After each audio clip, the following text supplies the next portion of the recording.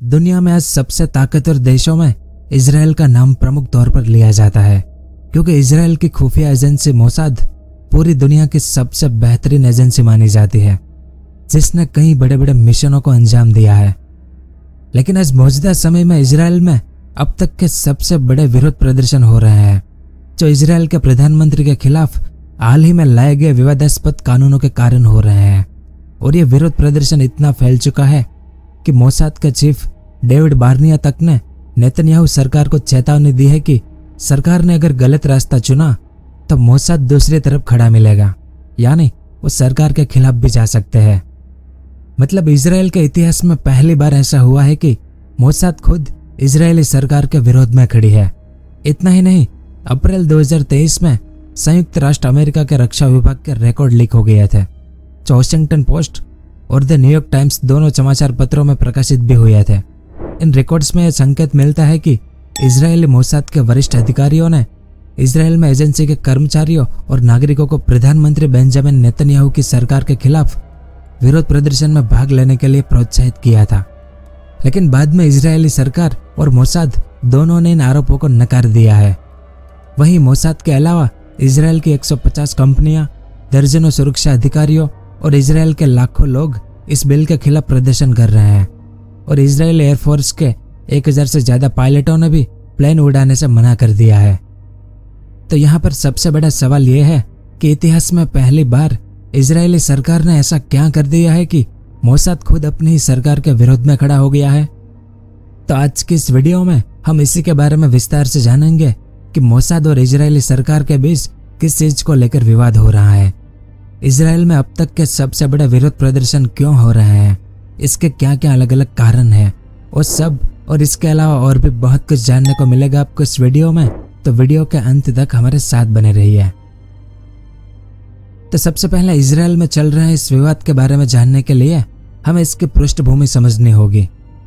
असल में इजराइल के प्रधानमंत्री नेतन्याहू ये उनकी इमेज है, इन्हें आप जानते ही होंगे।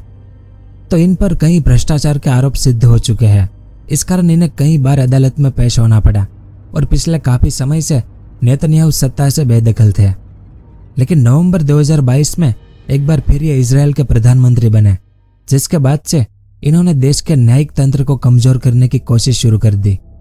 अब नेतन्याहू इजराइल की सत्ता में गठबंधन सरकार के जरिए आए हैं और ये गठबंधन की सरकार इजराइल के इतिहास की अब तक की सबसे बड़ी दक्षिणपंथी सरकार है, जो दक्षिणपंथी लिकुड पार्टी और अति धुर राष्ट्रवादी रिलीजन जियोनिज्म पार्टी समेत 3 और दक्षिणपंथी पार्टियों के साथ गठबंधन करके नेतन्याहू ने अपनी सरकार बनाई थी।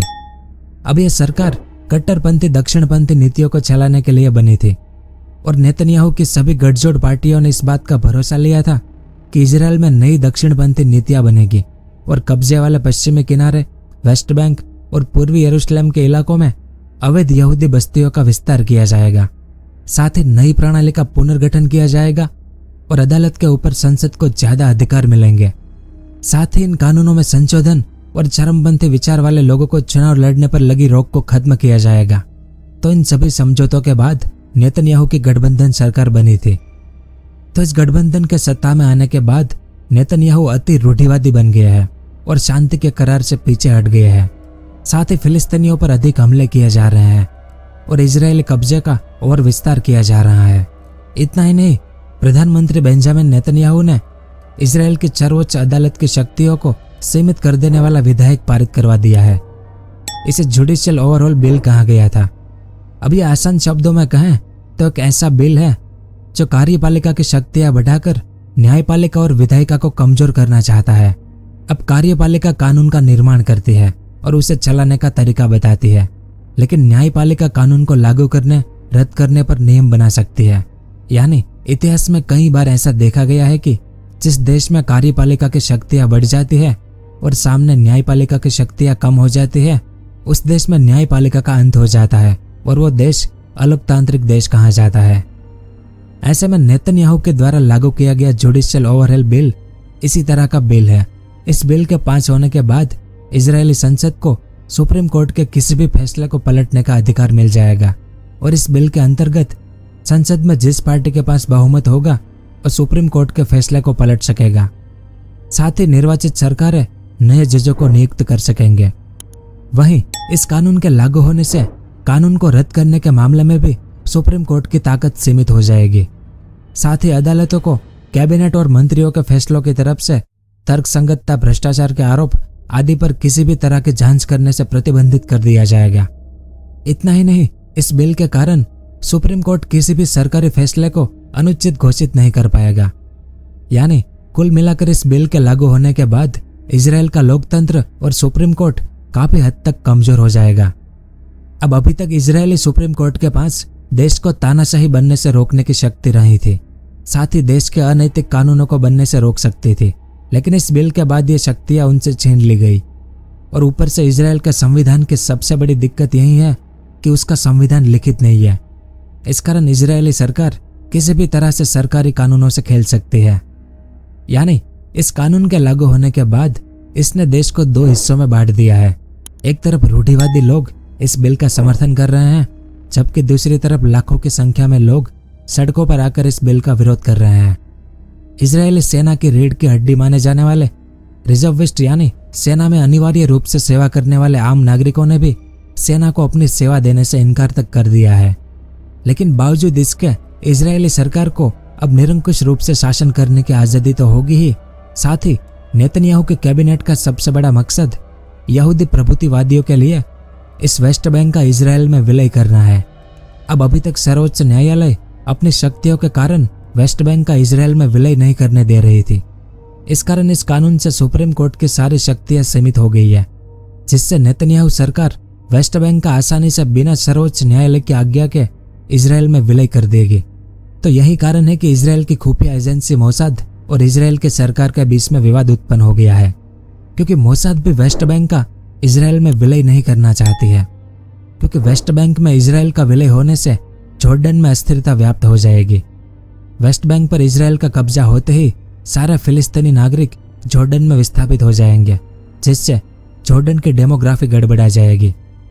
अब मध्य एशिया के क्षेत्र में जॉर्डन अमेरिका के लिए सबसे महत्वपूर्ण बफर स्टेट है। इस कारण अमेरिका भी नहीं चाहता है कि वेस्ट बैंक पर इजराइल का कब्जा होने से जॉर्डन की डेमोग्राफी गड़बड़ा जाए, और इससे अमेरिका और इजराइल के रिश्ते खराब होने का डर भी पैदा हो जाएगा। तो मोसाद भी यही चाहता है कि अमेरिका और इजराइल के रिश्ते खराब ना हो। दूसरी ओर साल 1949 में अपनी कानूनी स्थापना के बाद से मोसाद ने सुरक्षा इकाई के साथ राजनयिक संबंधों, आर्थिक निर्णयों और संघर्ष भागीदारी सहित इजराइल की विदेश नीतियों को आकार देने में काफी महत्वपूर्ण भूमिका निभाई है। और इस दौरान अमेरिका के CIA के साथ भी मोसाद ने काफी लंबा वक्त बिताया है, और इन दोनों संस्थाओं ने मिलकर बहुत से प्रॉक्सी वॉर में हिस्सा भी लिया है। लेकिन हाल ही में नेतन्याहू सरकार के द्वारा वेस्ट बैंक को कब्जाने के इरादे ने इजराइल और अमेरिका के संबंधों को काफी हद तक खराब कर दिया है। ऐसे में मोसाद नहीं चाहता है कि अमेरिका और इजराइल के संबंध खराब हो जाए। इसी कारण से मोसाद अपनी सरकार के विरोध में बोल रहा है। फिर मोसाद का राजनीतिक इतिहास बताता है कि इस संस्था ने कभी भी कार्यकारी अधिकारियों और प्रधानमंत्री के निर्देशों के अंतर्गत बहुत ही कम काम किया है। मोसाद हमेशा से राष्ट्रीय सुरक्षा और उद्देश्य के साथ राज्य के गठन के रूप में काम करता है। तो अभी तक मोसाद ने निर्देशानुसार जानकारी एकत्र करने, विशेष अभियान चलाने के साथ ही राजनीतिक निर्णय को आकार देने में और उन्हें लागू करने में भी सक्रिय भूमिका निभाई है इजराइल के लिए। इसके अलावा मोसाद दूसरे देशों के साथ सैन्य, वाणिज्यिक और आर्थिक समझौतों पर बातचीत करने में शामिल था, और समय के साथ मोसाद ने अपने तरीकों का विस्तार भी किया और एक समर्पित विभाग बनाया, जिसे टेफेल के नाम से जाना जाता है। इसका भी निर्माण मोसाद ने ही किया, क्योंकि टेफेल के जरिए विदेशों में इजरायली राजनयिक मिशनों के साथ मिलकर ऐसे संबंध स्थापित करने के लिए काम किया जो राजनीतिक और सुरक्षा दोनों उद्देश्यों को जोड़ते हुए मोसाद की क्षमताओं को और बढ़ाते हैं। इस कारण इजराइल की राजनीति में मोसाद का एक अहम दर्जा मौजूद है। लेकिन सत्ता में आने के लिए नेतन्याहू के किए गए गठबंधन के कारण इस गठबंधन ने इजराइल को एक ऐसे स्थान पर लाकर छोड़ दिया है जो इजराइल में लोकतंत्र की हत्या कर रहा है। इतना ही नहीं, नेतन्याहू कुछ नॉर्थ कोरिया के तानाशाह की तरह बन रहे हैं, जो पूरे इजराइल को नियंत्रित करना चाहते हैं और इजराइल को फिलिस्तीन के साथ युद्ध में झोंकना चाहते हैं। लेकिन सामने मोसाद को इस युद्ध से होने वाले परिणामों के बारे में अच्छी तरीके से जानकारी है। इस कारण वो इस युद्ध को रोकना चाहता है।